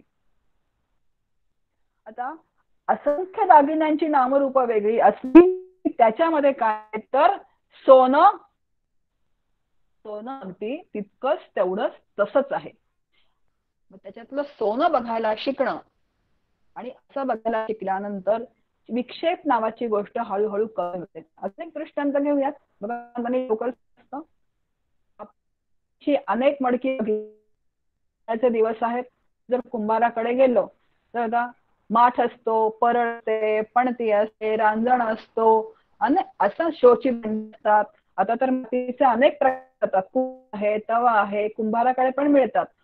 पण त्याच्यामध्ये एका मातीशिवाय काहीही नाही. मृत्तिका इत्येव सत्यम उपनिषद म्हणतं. याच्यामध्ये एकच मृत्तिका सत्य आहे. ही जी नामरूप आहेत, आता सगळी भांडी फुटली तर काय होतं, त्याच्यामध्ये दिसणार आहे का? काहीच नाही. पण त्याला नामरूप आली की त्याचं नाव येतं एक वेगळं. मग माठ फुटला, दुःख कशाचं वाटतं आपल्याला? माठ फुटल्याचं दुःख वाटतं. माती कधीच फुटत नाही. मग आता देहरूपी माठ फुटला की दुःख वाटतं. आत्मतत्व फुटेल का? फुटत नाही आत्मतत्व. कारण ते फुटायला त्याला नाम नाही, रूप नाही, आकार नाही. घटाला काय आहे तर आकार आहे, घट फुटतो.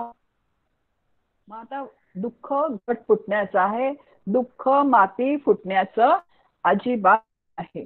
हा सगळ्या गोष्टी छान.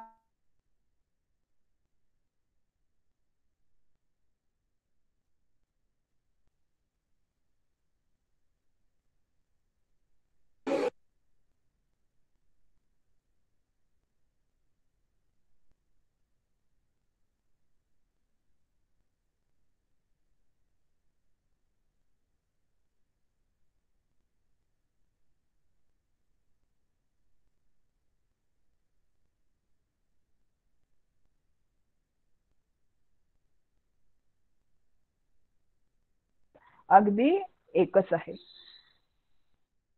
म्हणून हे जे सगळे तात्पर्य काय याचं, सगळे भेद आहेत. या भेदांमागे एक अभेद नावाचं तत्व आहे.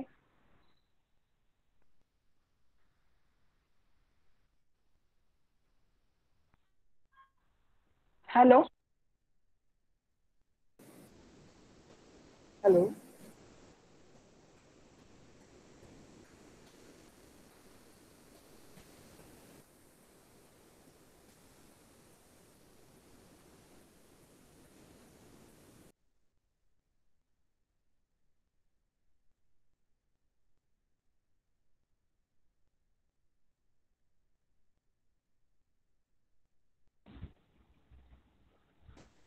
सीमाताई तिकडून बाहेर पडलेल्या दिसतात. आपण थोडा वेळ वाट बघूया. सीमाताईंना कॉल करू का एक? हो चालेल. हां.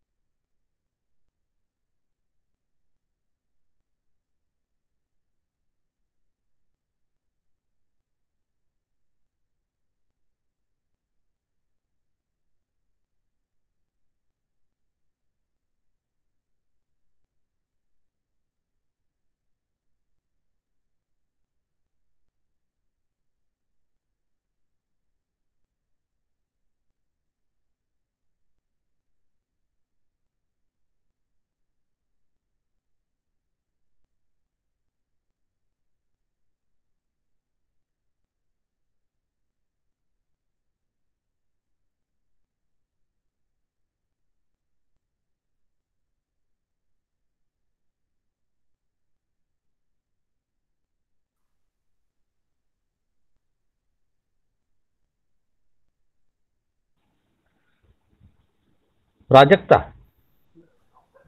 हा बघा आपला विषय हा. आपला विषय चालला होता की अनेक नामरूपांनी जरी भेदांनी भरलेलं जग दिसत असलं तरी सुद्धा त्याच्या मागे एक जे आहे ते अभेद तत्व आहे. आणि ते अभेद तत्व बघायला शिकणं हे साधकाचं संत विचारांनी आणि शास्त्र विचारांनी हे काय तर आपलं काम आहे. त्याला साधना असं म्हणतात. मग काही दुःखाची कारण आपण बघितली. अज्ञान, आवरण, आणि विक्षेप. आणि हे असं अज्ञान, आवरण आणि विक्षेप काढण्याचा सतत साधकांनी काय करायचं आहे तर प्रयत्न करायचा आहे. म्हणजे मी स्थूल देह, सूक्ष्म देह हे माझं स्वरूप नाही, स्थूल देह माझं स्वरूप नाही. कारण हे सगळे कसे आहेत तर हे सगळं जो हा विश्वाचा आभास जो आहे तो स्वरूप ज्ञानामधला अडथळा आहे. म्हणजे अज्ञान, आवरण आणि विक्षेप. आता जसं आपण आता बघितलं की नामरूपांनी भरलेलं जे जग आहे, हा जग काय तर हे मायारूपी हे जग आहे. हा काय जगताचा हा आभास आहे. आणि हा आभास जेव्हा मी सत्य मानून चालते तेव्हा स्वरूप ज्ञानाचा हा काय आहे तर मला स्वरूप ज्ञानापर्यंत मला जाऊ देत नाही. म्हणजे तो त्याचा प्रतिबंध आहे. तो काय आहे तर अडथळा आहे. इथे माऊली म्हणतात, अगापै पांडुकुमारा येता स्वरूपाची या घरा करीत असे आडवारा विश्वाभासू जो.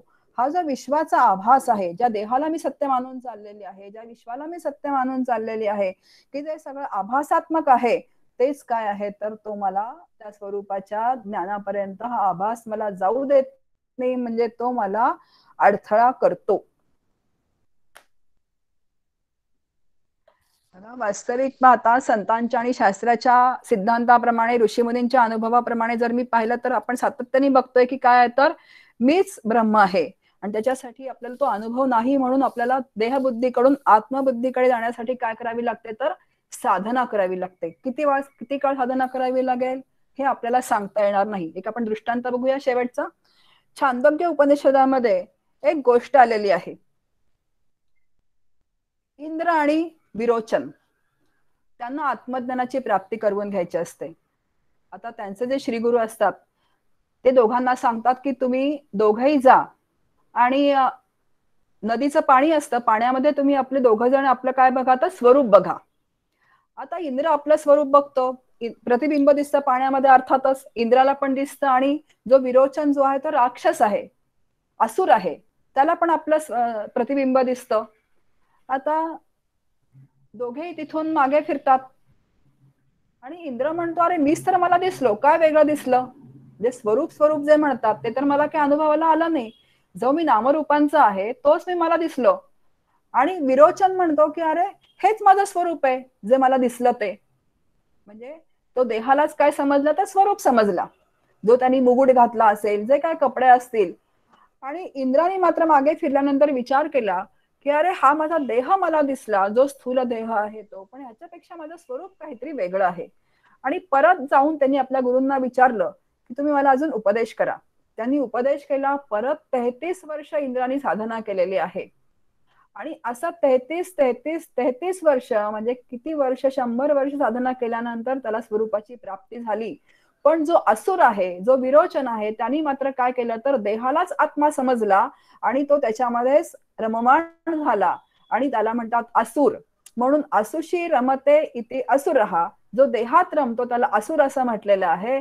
म्हणून जो जीव आहे तो फक्त देह म्हणजेच मी समजतो, त्याला असुरच असं म्हटलेलं आहे. आणि जो जीव आहे तो स्वरूपाची प्राप्ती करून घेण्यासाठी सातत्याने काय करतो तो साधना करतो, सगळ्या गोष्टी समजावून घेण्याचा प्रयत्न करतो. त्या जीवाला तो अज्ञानातून बाहेरून पडण्याचा मला प्रयत्न करायचा आहे, मला हे अज्ञान घालवायचं आहे, हे आवरण विक्षेप दोष हे घालवायचे आहेत, शास्त्रशुद्ध विचार मला करायचा आहे. आणि असा सातत्याने जो प्रयत्न करत राहतो त्याला तीव्र मुमुक्षुत्व असं म्हणतात, साधक असं म्हणतात. आणि तोच साधक असतो की ज्याला असं वाटतंय की मला हे दुःख नको आहे, ही जीवदशा नको आहे. कारण जीवदशेमुळे सगळी दुःखाची परंपरा सुरू झालेली आहे. मला जीवदशा नको आहे, मला आनंदाची प्राप्ती करून घ्यायची आहे. आणि त्या दृष्टिकोनातून तो सातत्याने स्वरूपाचा वेध घेण्याचा प्रयत्न करतो, मार्गदर्शन घेण्याचा प्रयत्न करतो. त्यालाच काय म्हटलेलं आहे तर साधक असं म्हटलेलं आहे. आणि मग जो साधक आहे त्याने सातत्याने निवाडा करत राहायचा आहे की काय मी नाही, काय मी नाही, काय मी नाही. बघा आत्मषटकम नावाचं एक षटक आहे, त्याच्यामध्ये आचार्यांचं आहे ते आद्य शंकराचार्यांचं. ते काय म्हणतात, मनोबुद्धी अहंकार चित्तानी नाहम न च श्रोत्र जिम्मे न च घ्राण नेत्रे न च व्योम भूमीर्न तेजो न वायु चिदानंद रूप शिवोहम शिवोहम. मी मन नाही, मी प्राण नाही, मी बुद्धी नाही, मी चित्त नाही, मी अहंकार नाही. मग हे सगळं बाजूला सारल्यानंतर हे का बरं मी नाही? आता मगाशी मी सांगितलं की हे सगळे कसे आहेत तर 3 गुणांचे आहेत आणि पंचमहाभूतांमधल्या एका गुणाचे आहेत. त्यामुळे ते सगळे अचेतन जड आहे. मग अचेतन जड आहे माझं स्वरूप नसून मी चेतन आत्मा आहे. आणि मग मी कोण आहे तर चिदानंद रूप शिवोहम शिवोहम. आचार्यांचं असं अष्टक आहे. त्या अष्टक आपण मिळालं तर वाचावं. त्या अष्टकामध्ये आचार्यांनी कितीतरी गोष्टी सांगितल्या आहेत की हे माझं स्वरूप नाही, हे माझं, आता मी प्राण पण नाही असं आचार्य म्हणतात. मी प्राण नाही, मी मन नाही, मी बुद्धी नाही, मी चित्त नाही, मी अहंकार नाही, मी काय काय नाही, स्थूल देह नाही, सूक्ष्म देह नाही, मग मी कोण आहे? चिदानंद रूप शिवोहम शिवोहम. चिदानंद रूप शिवोहम शिवोहम असं जेव्हा म्हणतात तेव्हाच त्याला आत्मा असं, म्हणजे शिवोहम म्हणजे मीच आत्मा आहे, तो आनंद रूप आत्मा मी आहे, ते परब्रह्म मी आहे असं सातत्याने ज्याला स्वरूपाचं ज्ञान करून घ्यावं असं वाटतं त्याला साधक असं म्हणतात. आणि पुढच्या ज्या अवस्था आहेत परोक्ष ज्ञान, अपरोक्ष ज्ञान, शोकनाश आणि आनंदाव्याप्ती, जेव्हा साधक तयार होतो तेव्हा मात्र त्याला परोक्ष ज्ञान करून घ्यावं असं वाटतं. परोक्ष ज्ञान म्हणजे शब्द ज्ञान, शास्त्राचा अभ्यास, संतांच्या वचनांचा अभ्यास करावा असा वाटतो. आणि पुढे परोक्ष ज्ञानाचं अपरोक्ष ज्ञान होऊन जातं, म्हणजे मी ब्रह्म असा अनुभव येऊन जातो. आज इथेच थांबूया. जय जय रघुवीर समर्थ.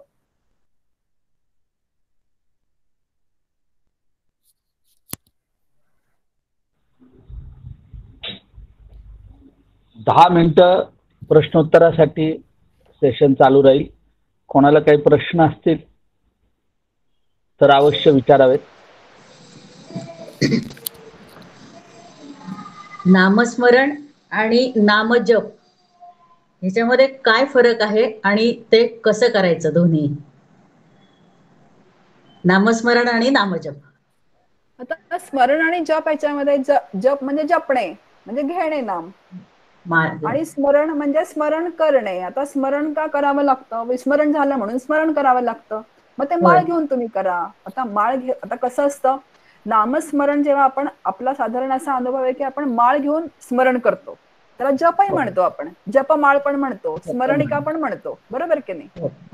माळेला आपण स्मरणिका पण म्हणतो आणि जपमाळ पण म्हणतो. शेवटी उद्देश काय आहे की तुम्ही स्मरण करा. का स्मरण करावं लागतं? तर मूळच्या स्वरूपाचं विस्मरण झालं म्हणून मला स्मरण करावं लागतं. भगवंताचं ज्याचं मी स्मरण कसं आहे तो ब्रह्मरूप आहे, त्याचं स्मरण करता करता अंतःकरण वृत्ती भक्तीमध्ये हरवून जावी आणि तेच मी होऊन जावं, म्हणजे मीच रामरूप होऊन जावं, म्हणून स्मरण करायचं असतं. आणि जपाचं आता कसं असतं, जेव्हा आपण स्मरण करतो तेव्हा त्याचं साध्य काय आहे? स्मरण आणि जप दोन्ही, जप स्मरण काही फरक नाही, दोन्ही एकार्थी शब्द आहेत ते. आता जेव्हा आपण जप म्हणतो तेव्हा जपाचा अजपा जप व्हावा. आता जेव्हा आपण सुरुवातीला जप करतो माळ हातामध्ये घेऊन आपण करतो, जपाची माळ आपण ज्याला म्हणतो ते, तो मेरुमणी ओलांडायचा नाही. सुरुवातीला हे सगळं आव्हान लागतं आपल्याला सवय होईपर्यंत. पण एक दिवस जप करता करता हातातली माळ गळून पडावी आणि ज्याचा मी जप करते त्याच्याशी मी एकरूप होऊन जावं, म्हणजे हा एक विचार. आणि जप करता करता माळ गळून पडली तरी अजपा जप अंतःकरणामध्ये अखंड चालू राहीपर्यंत जप करायचा आहे, स्मरण करायचं आहे. म्हणजे अजपाजप म्हणजे एक प्रकारे आपण नामस्मरणच करत असतो, पण आतून करत असतो. अजपाजप म्हणजे श्वासाबरोबर चालू राहणारा त्याला अजपाजप असं म्हणतात.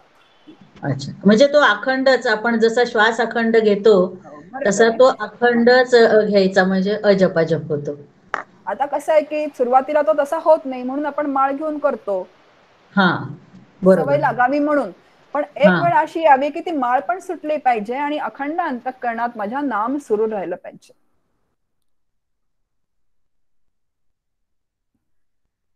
माळ हे आलंबन आहे शेवटी.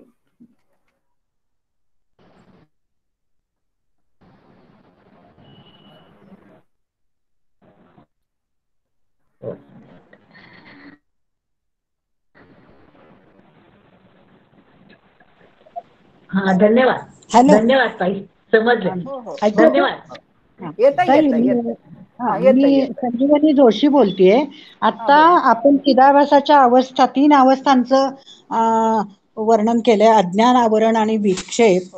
तर मला त्या संदर्भात असा प्रश्न विचारायचा आहे की भेदामधील अभेद तत्व पाहणं म्हणजे मग आपण त्याला मग पाहावे आपणाशी आपण, असा त्याचा अर्थ घ्यायचा की काय, हे मला विचारायचं होतं. समर्थ म्हणतात बरोबर आहे. तसं.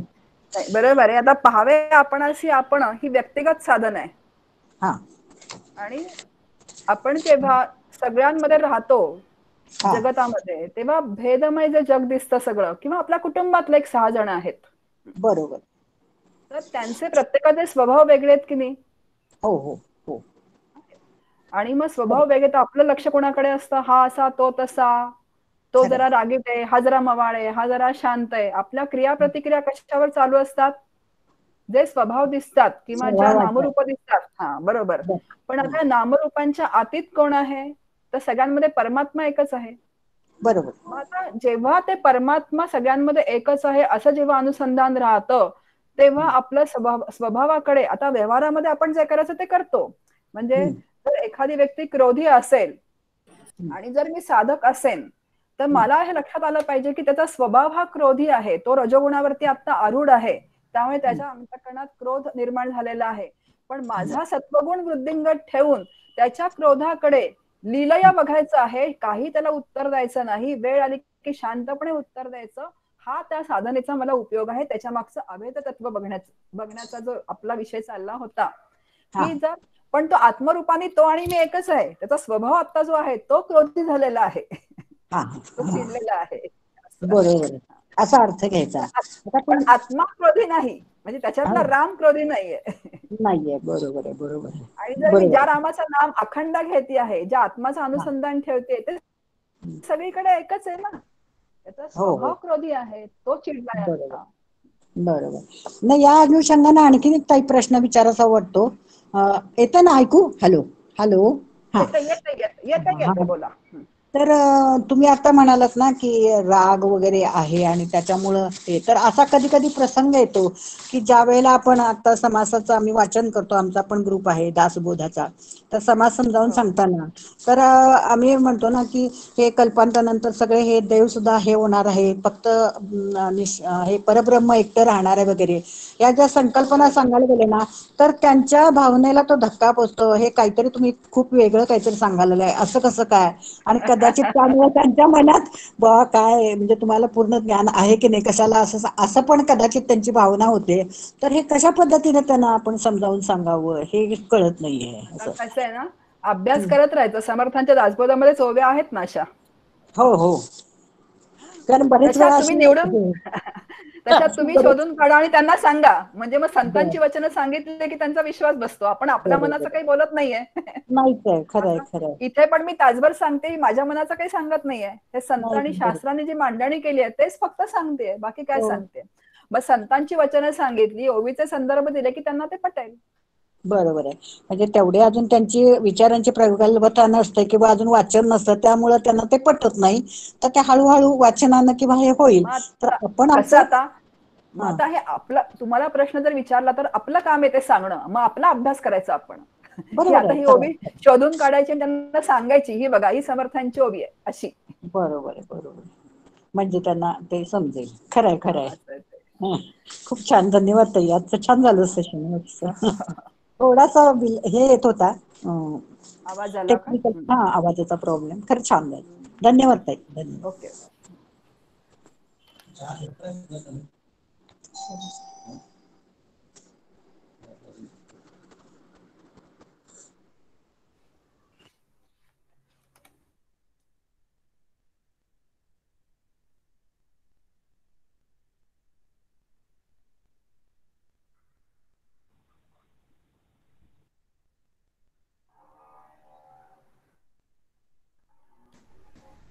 गणेश दादा, हा हा वेळ संपत आलेली आहे. कोणाला काही प्रश्न आहे का? संध्या पंडित म्हणून कोणीतरी हँड रेस हा केलाय. हा हा होऊ दे, एवढा एक प्रश्न होऊ दे, मग थांबूयात आपण. खाली करा.